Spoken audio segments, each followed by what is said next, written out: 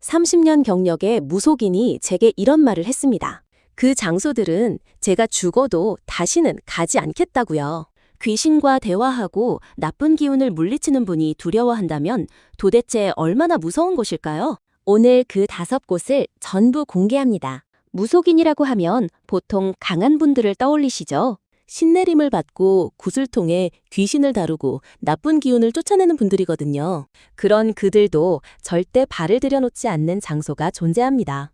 음기, 즉 음의 기운이 너무 강해서 어떤 신도 보호해줄 수 없는 곳들이랍니다. 실제로 무속인들 사이에서는 이런 장소에 대한 이야기가 비밀처럼 전해집니다. 쉽게 외부에 공개하지 않죠. 오늘은 그 비밀을 여러분께 알려드리겠습니다. 이 이야기는 여러 무속인과의 인터뷰, 그리고 실제 사례들을 바탕으로 한 것이니 끝까지 함께 해주세요. 첫 번째 장소입니다. 바로 스스로 목숨을 끊은 사람이 있던 장소입니다. 자살이 일어난 장소에는 한국의 전통적 믿음에서 원혼이 남는다고 합니다. 억울하게 또는 극도의 고통 속에서 생을 마감한 사람의 영혼은 그 자리를 쉽게 떠나지 못거든요. 무속인들은 이 기운을 원기, 즉 원한의 기운이라고 부릅니다. 문제는 이 원기가 매우 강하다는 겁니다. 일반적인 굿이나 제사로는 쉽게 다스려지지 않는다고 하더라고요. 제가 인터뷰한 한 무속인은 이런 장소에 발을 들여놓는 순간 머리가 무거워지고 온몸이 납처럼 무거워진다고 했습니다. 마치 누군가 계속 자신을 끌어내리려는 것 같다고요. 특히 오래된 아파트나 원룸에서 이런 일이 있었다면 조심해야 합니다. 집주인이 말해주지 않는 경우도 있잖아요. 이사 전에 반드시 확인하는 것이 현명합니다. 무속인들은 그런 집을 한 번에 알아본다고 합니다. 문을 열자마자 공기가 다르다고 하죠. 실제로 이런 사례가 있었습니다. 경기도 어느 지역의 빌라에서 3집 연속으로 이상한 일이 생겼거든요. 새로 이사온 가족마다 이유 없이 우울증을 앓거나 가정 불화가 생겼습니다. 알고 보니 10년 전 그 방에서 안타까운 일이 있었던 겁니다. 무속인을 불러 정화의식을 치르고 나서야 비로소 평온을 찾았다는 이야기랍니다. 잠깐, 여기서 중요한 게 있습니다. 이런 장소의 기운은 비단 그 공간에 머무는 사람만 영향을 받는 게 아니라는 겁니다. 자주 드나드는 것만으로도 기운이 전염될 수 있다고 무속인들은 경고합니다. 에너지가 민감한 분들, 특히 어르신이나 아이들은 더욱 영향을 받기 쉽다고 하네요. 자신도 모르는 사이에 이유 없는 피로감, 원인 불명의 우울감이 생겼다면 주변 환경을 한번 살펴보시기 바랍니다. 두 번째 장소는 물이 고인 깊은 계곡이나 저수지입니다. 한국의 전통사상에서 물은 음기의 상징이기도 합니다. 특히 흐르지 않고 고여있는 물은 더욱 음기가 강하다고 하죠. 여기에 더해 물에서 익사사고가 난 장소라면 그 기운은 배가 된다고 합니다. 무속인들 사이에서는 물귀신이라는 말이 있습니다. 물에서 돌아가신 분의 혼이 다른 사람을 물속으로 끌어들인다는 믿음이거든요. 과학적으로 설명하기는 어렵습니다. 그러나 실제로 같은 장소에서 반복적으로 사고가 난다는 이야기는 전국 곳곳에서 들려오지 않습니까? 무속인들은 특히 밤에 물가에 가는 것을 극도로 꺼립니다. 낮에도 위험하다고 하는데 밤에는 음기가 최고조에 달한다고 하거든요. 달빛이 물에 반사될 때가 가장 위험한 시간이라고 했습니다. 그때 물속에서 무언가가 당신을 바라보고 있다고요? 강이나 계곡 근처에 집을 짓거나 오랫동안 거주하는 것도 좋지 않다고 합니다. 특히 물이 집을 향해 흘러들어오는 지형이라면 더욱 주의해야 하죠. 풍수지리에서도 이런 지형은 좋지 않다고 봅니다. 재물이 빠져나간다고도 하고 건강에 이상이 생긴다고도 하네요. 제가 아는 한 무속인 어르신은 물가 근처에서는 어떤 의식도 하지 않겠다고 단언하더라고요. 물의 기운과 음기가 합쳐지면 자신을 지켜주는 신도 제대로 역할을 하지 못한다는 겁니다. 그만큼 물의 음기는 강력하다는 것이죠. 이게 핵심인데요. 여름 피서철에 계곡에 자주 가시는 분들, 특히 야간에는 물가에 가까이 가지 않도록 조심하세요. 선조들이 밤에 강가에 가지 말라고 했던 이야기가 그냥 나온 말이 아니랍니다. 세 번째 장소는 사람이 많이 억울하게 희생된 역사의 현장입니다. 한국은 근현대사에서 많은 비극을 겪었습니다. 일제강점기, 한국전쟁, 그리고 이후에 다양한 사건들이 있었죠. 그런 역사적 비극이 일어난 장소에는 오랜 시간이 지나도 그 기운이 남아있다고 합니다. 무속인들은 이런 장소에 가면 몸이 이상해진다고 합니다. 갑자기 과거의 고통이 느껴지거나 이유 없이 눈물이 나거나 심한 경우 일시적으로 다른 존재에 빙의되는 느낌을 받는다고 하죠. 영적 능력이 강할수록 그 느낌이 더욱 강하게 온다고 합니다. 제주 4.3의 현장, 한국전쟁 격전지, 이름 모를 산골짜기에 남겨진 희생자들의 흔적, 이런 곳에는 아직도 위로받지 못한 영혼들이 남아있다고 무속인들은 말합니다. 살아있는 우리가 기억해주고 추모해줘야 한다고요. 이런 장소에서 사진을 찍거나 무례하게 행동하는 것은 절대 금물입니다. 영혼들이 모욕을 받았다고 눕히면 그 기운이 사람을 따라온다는 믿음이 있거든요. 실제로 역사의 현장을 방문한 후 이상한 경험을 했다는 분들의 이야기가 적지 않습니다.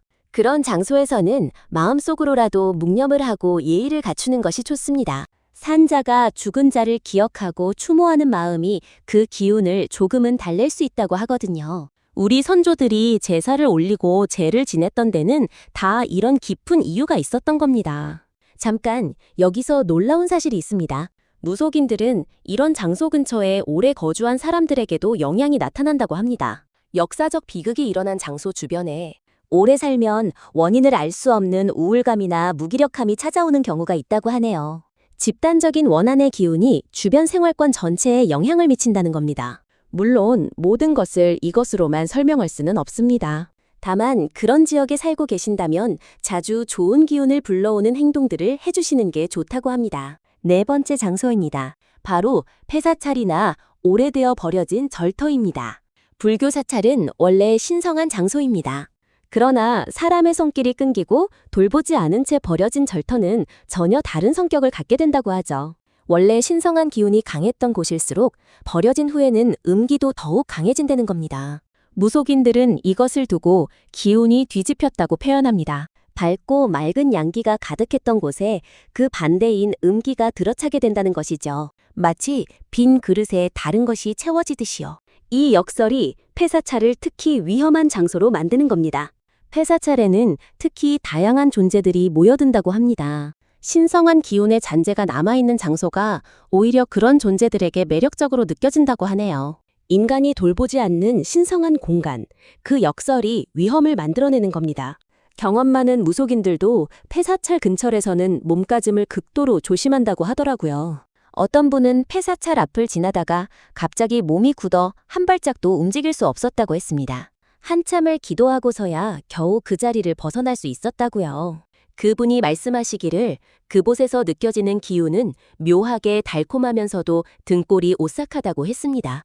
폐사찰이나 절터를 무단으로 들어가서 사진을 찍거나 물건을 가져오는 행위는 특히 위험합니다. 그 공간의 기운과 함께 원치 않는 존재를 집으로 데려올 수 있거든요. 실제로 그런 경험을 한 분들의 사례가 꽤 있다는 것을 기억해 두세요. 폐사찰과 닮이 제대로 관리되고 스님들이 수행하는 사찰은 오히려 음기를 정화하는 기능을 한다고 합니다.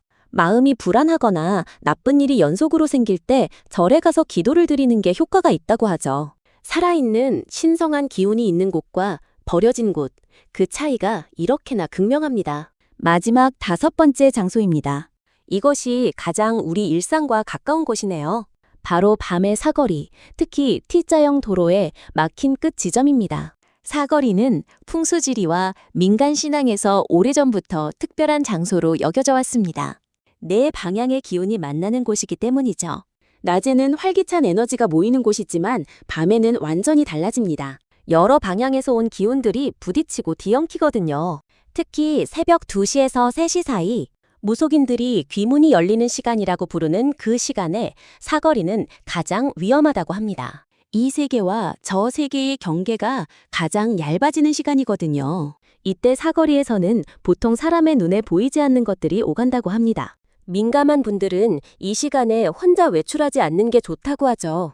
T자형 도로의 막힌 끝, 즉 도로가 끝나고 벽이나 건물이 막아선 곳은 더욱 주의해야 합니다. 기운이 흘러가지 못하고 막혀 쌓이는 곳이거든요. 풍수에서는 이런 곳을 사기, 나쁜 기운이 모이는 곳이라고 부릅니다. 오래된 동네를 걷다 보면 T자형 도로의 막힌 끝에 작은 신당이나 돌탑, 혹은 나무에 천이 감겨 있는 것을 보실 수 있을 겁니다. 우연이 아닙니다. 선조들이 그 기운을 알고 막고자 했던 흔적이죠. 수백 년 동안 쌓아온 지혜가 그 형태로 남아있는 겁니다. 무속인들은 특히 이런 곳에 집이 있는 것을 극도로 꺼립니다. T자형 도로 막힌 끝에 있는 집이거든요. 이런 집에 사시는 분들은 건강이 나빠지거나 재물이 모이지 않거나 가족 간에 다툼이 잦아지는 경우가 많다고 합니다. 무속인들이 이사를 권유하는 경우가 많다고 하네요. 자, 그렇다면 이런 장소들을 어쩔 수 없이 지나치게 됐을 때는 어떻게 해야 할까요? 무속인들이 알려준 몇 가지 방법이 있습니다. 첫째, 그런 장소에 가게 됐다면 마음을 경건하고 조용히 유지하세요. 소란을 피우거나 큰 소리로 떠들거나 불경스러운 행동은 금물입니다. 조심스럽게 그리고 빠르게 지나치는 게 최선이죠. 둘째, 해가 지고 나서는 가급적 이런 장소에 접근하지 마세요. 음기는 밤에 더욱 강해집니다. 아무리 호기심이 생겨도 밤에는 자제하는 것이 현명한 일이거든요. 특히 혼자서는 절대 가지 마세요. 셋째, 이런 장소에 다녀온 후에는 반드시 몸을 깨끗이 하는 것이 좋습니다. 무속인들은 굵은 소금으로 몸을 씻거나 소금물로 닦는 것이 기운을 정화하는 데 도움이 된다고 합니다. 오래된 지혜이지만 지금도 많은 분들이 실천하는 방법이네요. 넷째, 이유 없이 몸이 무겁거나 기운이 없거나 갑자기 부정적인 생각이 많아진다면 오늘 말씀드린 장소를 최근에 다녀온 것은 아닌지 생각해 보시기 바랍니다. 몸이 보내는 신호에 귀를 기울이는 것이 중요합니다. 무속인들이 전하는 이런 이야기들 믿으셔야 할까요? 민속학적으로 보면 이 이야기들은 수천 년에 걸쳐 우리 선조들이 경험하고 전해온 집단적 지혜입니다. 과학이 모든 것을 설명할 수 없듯이 눈에 보이지 않는다고 해서 존재하지 않는다고 단정할 수는 없는 것이죠.